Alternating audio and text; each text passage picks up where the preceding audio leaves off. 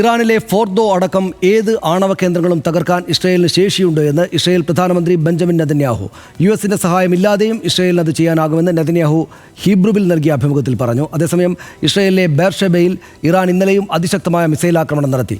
ഇറാനിൽ ഇസ്രയേൽ സേന മിസൈൽ നിർമ്മാണ കേന്ദ്രങ്ങളിലും ആണവ ഗവേഷണ സ്ഥാപനങ്ങളിലും വ്യോമാക്രമണം നടത്തി.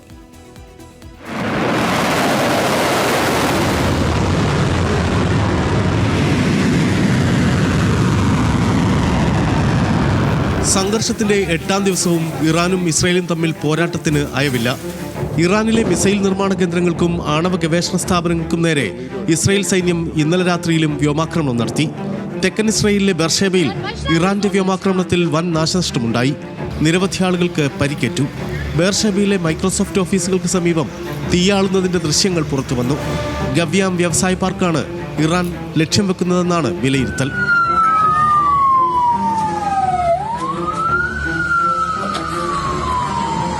അതേസമയം ഇറാനിലെ സൈനിക നടപടികളിൽ US പങ്കാളിയാകണമോ എന്ന കാര്യത്തിൽ പ്രസിഡന്റ് ഡൊണാൾഡ് ട്രംപ് 2 ആഴ്ചക്കകം തീരുമാനമെടുക്കുമെന്ന് വൈറ്റ് ഹൗസ് അറിയിച്ചു.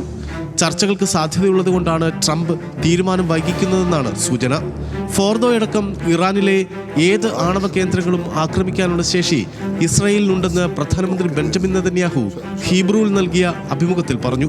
ഇറാന് എത്ര മിസൈലുകളുണ്ട് എന്നതിലല്ല കാര്യം, എത്ര ലോഞ്ചറുകളുണ്ട് എന്നതിലാണെന്നും നെതന്യാഹു പറഞ്ഞു.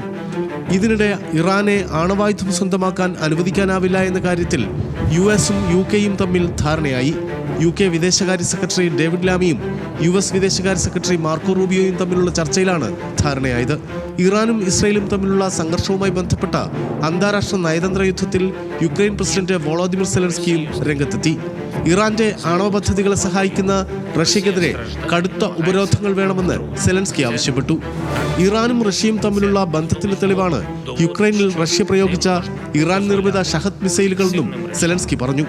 ഇറാൻ ഇസ്രയേൽ സംഘർഷത്തിൽ US പ്രസിഡന്റ് ഡൊണാൾഡ് ട്രംപിന്റെ നിലപാടിനായാണ് ലോകം ഉറ്റുനോക്കുന്നത്. ഇറാന് മുന്നിൽ സമവായത്തിനുള്ള വ്യക്തമായ അവസരമുണ്ടെന്നാണ് White House press secretary Karoline Leavitt വായിച്ച പ്രസ്താവനയിൽ പറയുന്നത്. International desk, news Malayalam.